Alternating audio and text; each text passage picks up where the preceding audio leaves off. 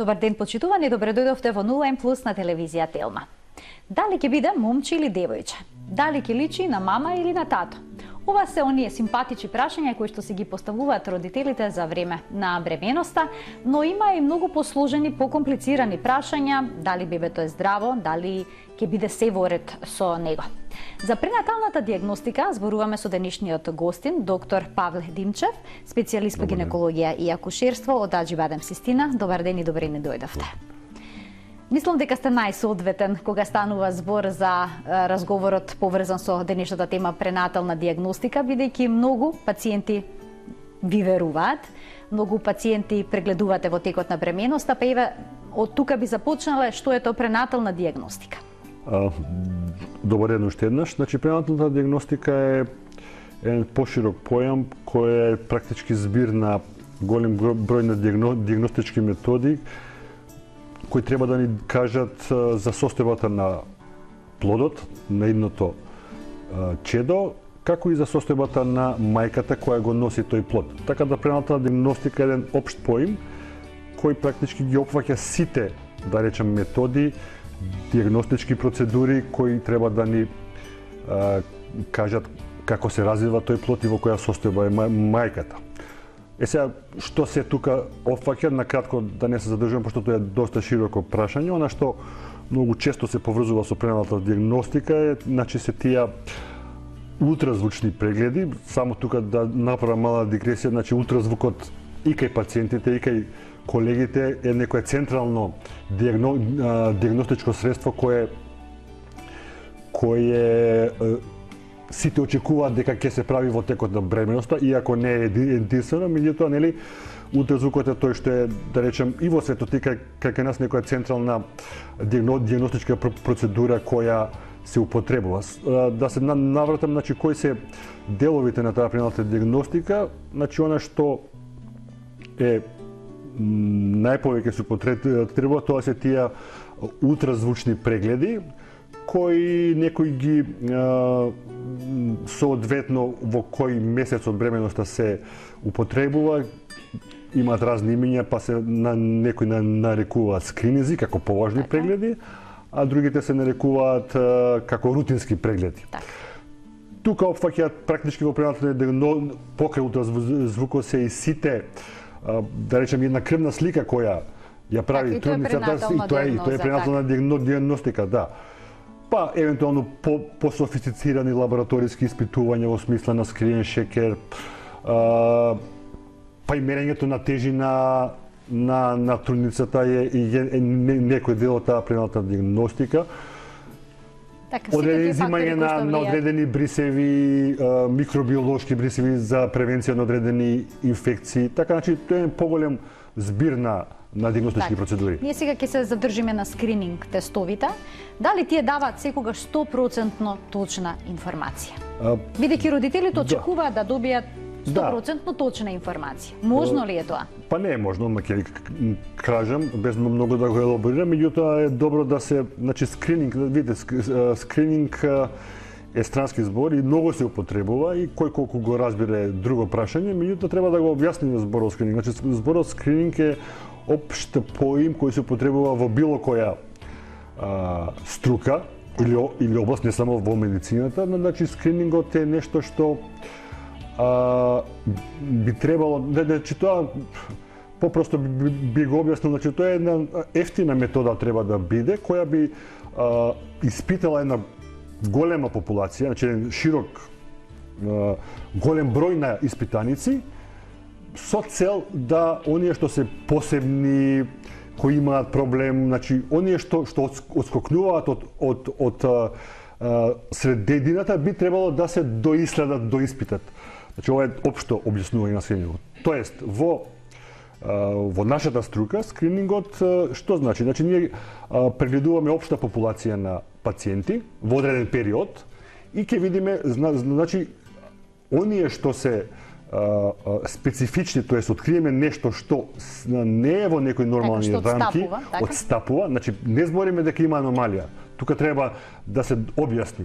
Значи нешто што одстапува. Отидете кога ќе им кажете на пациентите треба да направиме ова и ова, ама што ми е, што е со мојава беба? Така, веднаш се јавува некој сомнеш, така. Веднаш се јавува сомнеш. Значи, во таа смисла е скринингот. Нели, постои скрининг во првиот триместар, значи до 12-13 недела и скрининг во вториот триместар.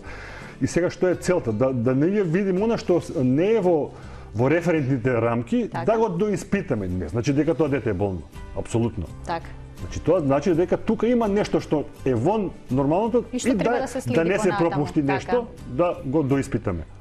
Прегледите што се прават помеѓу 11-тата и 13-тата недела, да започнеме од тие или можеме и порано? Може да почнеме. Значи, многу е важно да се измери вратната бразда. Зошто тоа се прави? Да, значи е важно, меѓутоа не е најважно. Значи, затоа, знаете како кога таа вратна бразда, нухалната студенција, како и сакате да ја кажете, има зборови зависи од преводот, значи тоа едноставно дали да го упростиме, значи пошто тука така наједноставно за да биде јасно за гледачите. Дали има оток на вратот. Разбирате, значи тоа не е аномалија, тоа не е дека детето му фали нешто. Него дали тој слој на течност е малку подебел од тоа што е нормално. Точно ли ако малку подебел дека може да укажува на Даунов синдром? Може да укажува, меѓутоа сакам да го дообјаснам тоа за да нема недоразбирања.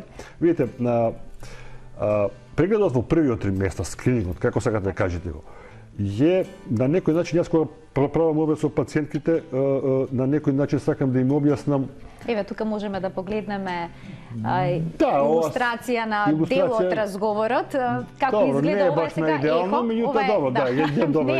Така, не е баш најидеално. Да, мислам, не е баш најидеално сликата, бебето мрда, значи тоа е така.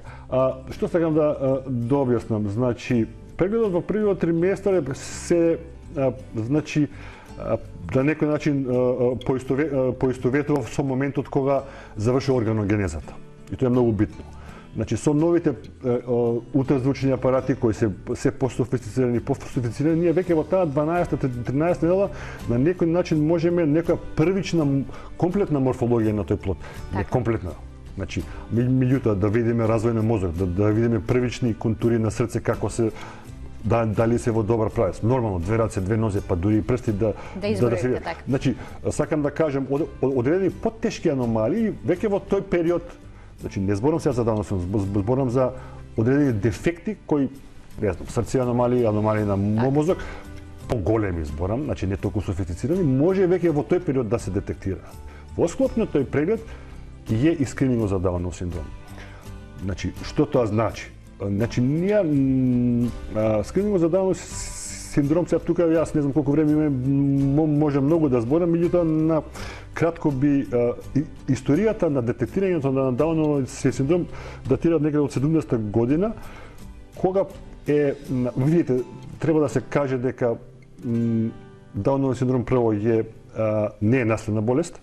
Тоа некои работи да се разјаснат, се јаво како случаен дефект на хромозомите, поврзаноста со возраста е јасна, што е повозрастна пациентката, е поголема честотата на јавување на деца со Даунов синдром, не дека и на 20 години не може. Така се веќе млади. Не повеќе, значи поретко се раѓаат деца со Даунов синдром и на млада возраст, меѓутоа процентално многу поретко него на 35. Тоа се две работи кои мора да се знаат околу Дауновиот синдром и она што го започнав пред малку, значи диагностиката датира од 70-тите години, кога главен параметар бил возраста. Значи сите пациентки на 35 години оделе на амниоцентеза, меѓутоа детекцијата била само 30%. Пошто 70% се раѓаат по 35 години. Сега луѓето попаметни од нас сватиле поврзаност на раѓање на деца со Даунов синдром со одредени хормони, така наречени биохемиски марки, кои ги има секоја трудна жена.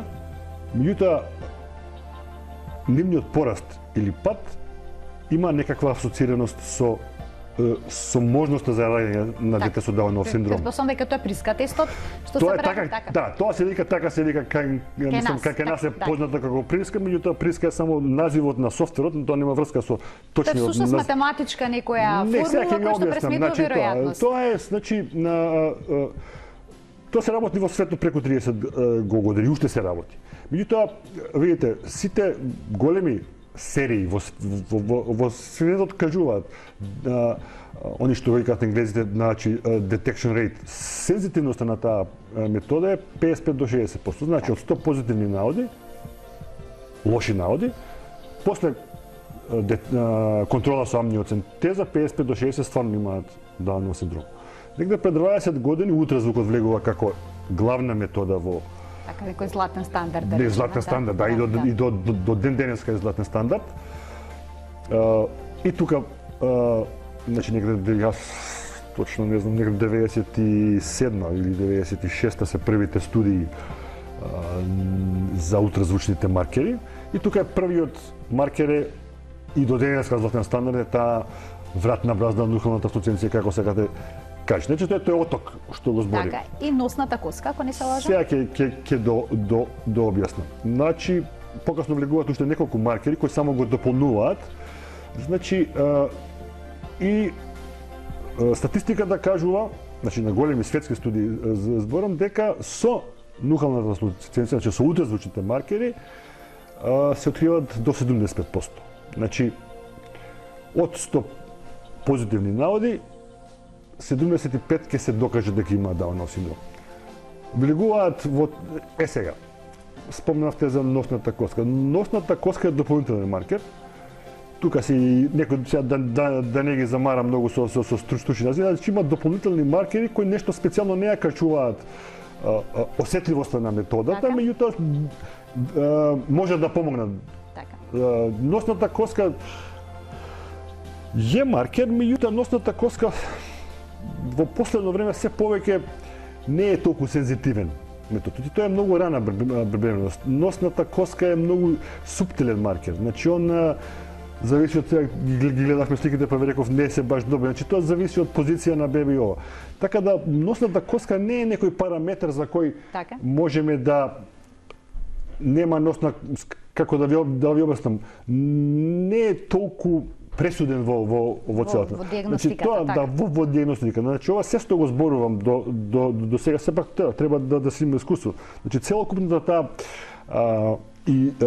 слика за тоа бебе. Значи, не е само да го видим дали има ватот или нема. Значи, целокупната слика треба да ни даде за неговата состојба. За состојбата. Сега, онам претходно ме прашате колку е тоа сигурно и колку не е. Значи, ниедна скрининг метода не може да 100% да потврди или да исклучи, така. Тоа е суштината на тие скрининг методи. Значи да ги најдеме оние што се сумнителни, па да ги доиспитаме. Меѓутоа секоја скрининг метода има своји недостатоци.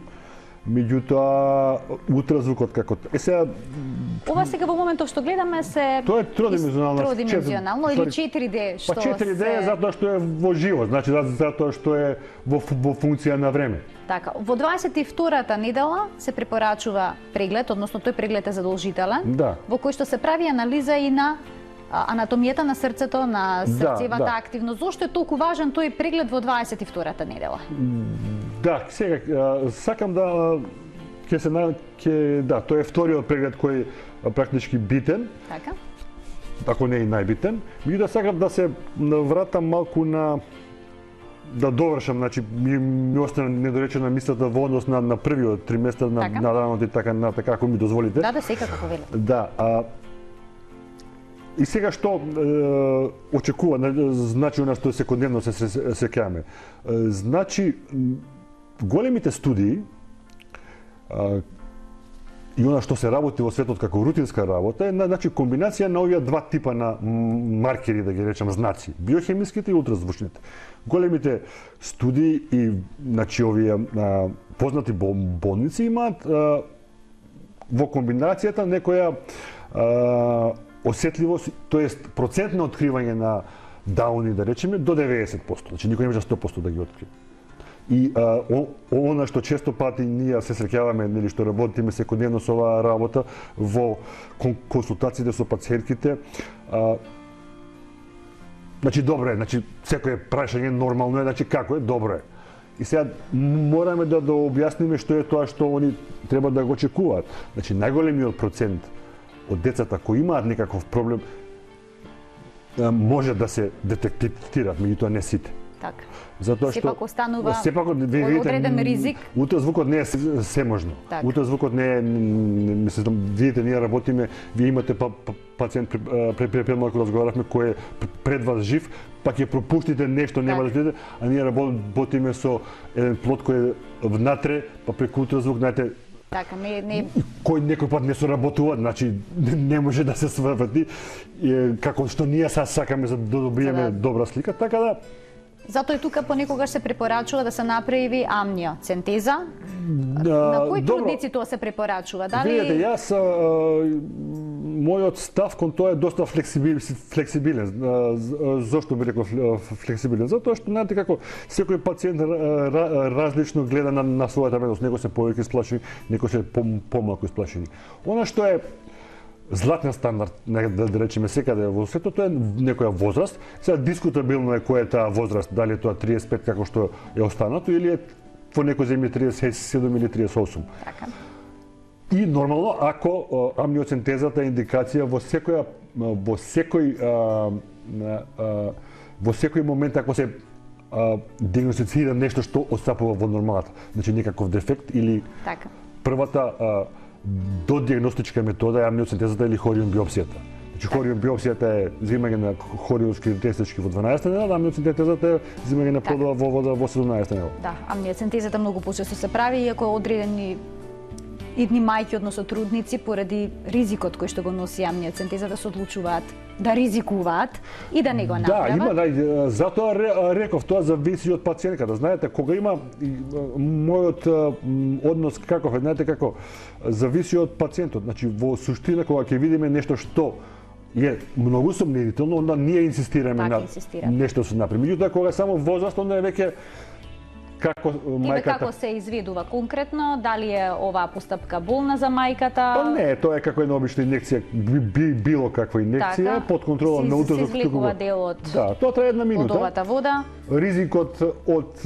Главниот ризик тука не е повреда на плодот или нешто, меѓутоа е главниот ризик од добивање на контракции и спонтано прстакање на водење някој. И губење на бременоста. Меѓутоа тоа е минимален ризик од некаде 0,02%.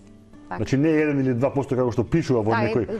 Да, пишува 1 на 100 бременности, така што процентот воопшто не е мал. Кога ќе го прочитаат трудниците тоа на интернет, нели таму ги добиваат информациите. Тоа е за заблуда негде околу 0,02%. Така, и тука сега се добиваат информации за повеќе генетски нарушувања, не само за Даунов синдром, така што се вели дека еден од најсигурните тестови, покрај оно што сега преку крв што се испитува. Хромозомски дефекти, значи тоа е златен стандард, тука практички нема. Тоа е 100% на ден, нема грешка, да. Так. Да се навратиме на скринингот во 22-та недела, рековме, да, така? Значи, зошто е тој толку важен? Да. Јас само тука би напоменал една како мала додаток дека практички во сите западни земји она што е платено државата преку осигурање се само 2 прегледа. Така, колку прегледи всушност е потребно да се направат? Кај нас трудниците знаат и секој месец да одат на преглед. Да, па и трудниците и колегите секој преглед е да го видам бебето и да го видам бебето. А постои ли ризик некое од самите скрининзи, некои израчања за бебето сега зборувам? Има разни студии, има разни ќе се најдат на интернет разни податоци, кои што знаат да плашат. Нема доказ. Она што е стручно, она што ние го следиме, нема докажано дека има некаква штетност. Така. Сега да кажем колку. Видите, јас ќе ви кажам некој моје искуство што не мора да е точно. Значи јас во принцип пациентки да ги гледам 12-та, 20-та моите пациентки и 29-та недела. Значи тоа се некои работни кои 29-та ја репнавме 22-та, меѓутоа дека споменавме 29-та причина што тогаш било какви отстапки во функција на постелката, помало бебе, нема вода, некои такви се гледаат тогаш најрано и тогаш е битно да се. И веќе понатаму евентуално уште еден преглед некаде во 35-та, 6-та за да видиме дали е главично, карлично, големо е, мало и така. И тоа се тие 4 прегледи кои се во принципно. Она што ја кажав претходно, значи во светот, во Англија, во Франција, секаде се тие 2 или 3 прегледа ги плаќа државата. Вие можете колку сакате да се гледате, ако платите приватно. Тоа е тоа. и се ми мисли дека ако во тие 2-3 прегледа е све окей, не се очекува проблеми. Така. Да се навратиме за она што е 20. Значи тоа е практички често пати ми прашуваат како го викате скрининг, во англиската литература аномали скен, па кога кажете аномали, пациентите се плашат се, а што ќе ми бара, ќе ми наоѓа. Тоа е најстресен преглед, слушам за сите, така да. Значи, јас едноставно, како го вика тој преглед, ме прашуваат пациентите, да видиме дали бебето има се што треба да има, дали ги има сите нишани. Така. Упрости, значи тоа е доволно голем плод кој може да и одредени посуптилни отстапувања, дефекти, аномалии се најдат. Значи, тоа е период кога практички секој орган се прегледува, да речам, малку подетално. Така. Од мозокот, нормално раце, движење на раце, прсти, нозе, срцето. Значи, во тој период е оној главен преглед што се вика ехокардиографски, кога одредени дефекти на срцето може се детектира. Може да се детектира, не и тука мајорни зборам. Има и минорни кои во принцип не го нарушуваат квалитетот на животот на бебето и тие се малку потешки, меѓутоа што е мајорно, што ќе бара операција, што ќе бара или е инкомпатибилно со живот, во тој период треба да се откријат. Па и развој на бели дробови, стомачни органи, така натаму, значи се на гениталии, така да во принцип она што е и овој преглед не е се можен да се разбереме. Значи тука може нешто да се промошти, меѓутоа во принцип би требало да се голем дел од тие, не дај Боже, дефекти детектираат. Детектираат. Само една мала дигресија да направам затоа што според светски автори, да речеме, аномалиите 20 до 30% од дефекти во мозокот се јавуваат, се детектибилни во 28 недела. Значи, тие работи не им ги кажуваме на пациентите, меѓутоа, знаете како, и ние сме на некој начин лимитирани. Меѓутоа, тоа е стандард 20, тоа е практички преглед измеѓу 19 и 23 недели. Во тој период може да се прегледа и тука е веќе стандард во најмалата земја и најзабутаните, че тоа е нешто што треба да се направи и мора да се направи. Доколку скринизите покажат некаков проблем, па потоа се направат и останатите испитувања, амнио, кариотипот покаже дека има плодот проблем, до кога може да се, односно до која недела може да се прекине бременоста? Видите, и како се прекинува бременост во 21-ва, во 22-ра недела, бидејќи често пати пациентите добиваат дури тогаш, односно идните мајки добиваат дури тогаш информација дека нешто не е во ред со нивното дете. Како тога се прекинува бременоста? Се вака, значи јас тоа е можеби најболното прашање кога веќе ќе детектираме нешто или ќе го докажеме на разни диагностички методи. Консултацијата со пациентите, значи со мајката, со родителите, што понатаму. Нели? Претходно разговаравме за Даунов синдром. Знаете како Дауновиот синдром на детекцијата во голем број од земјите и па и какана се во 99% од случаите родителите бараат прекид на бременост. Иако Дауновиот синдром како синдром има многу голем диапазон на манифестации, значи не се сите исти. Така. И сега знаете како голем дел од тие деца, одреден дел од тие деца што ние и не може да ги диагностицираме се здрави, физички здрави. Они имаат ментална ретардација од различен степен, меѓутоа во светот не оди по дефолт тоа на прекин, голем дел. 10 до 15% од родителите си ги носат тие бременности и ги задржуваат. Меѓутоа, добро, да не знам колку време имаме, значи, ова прашање, кога се работи нешто што е на некој начин инкомпатибилно со живот или бара многу дополнителни после раѓањето операции, што со неизвестен исход, тоа се, значи, прекин со индикација. Има комисии кои го и на ниво на болница, и на ниво на Република, значи со сите документи, се одобрува тој прекин, но прекинот оди практички на некој начин како мало породување, пациентите добиваат лекови ги раѓаат пациентите и се прави само една контрола за тоа да не го Така да. да не многу го, но меѓутоа е некоја рутинска процедура сега да кажам. Меѓутоа исклучиво болничка работа, значи не може да се прави во ординација. Така, претпоставам дека сепак ова е мал број на трудници кои што имаат ваков проблем, дека многу поголем бројот е на оние кои што имаат убави бременности, на кои што им давате убави информации дека се е во ред со нивното бебе. Секој иден родител што би сакал да слушне. Овие сликички што ги видовме тука и тогаш сме така, сите радосни, нели така. Така, доктор Димчев, ви благодарам што бевте дел од 0N+. Благодарам на... Ви посакам уште многу успеси во работата. Благодарам. Ви благодарам што не следевте и следете на секој работен ден од 12 до 12:30 на телевизија Телма. Пријатно.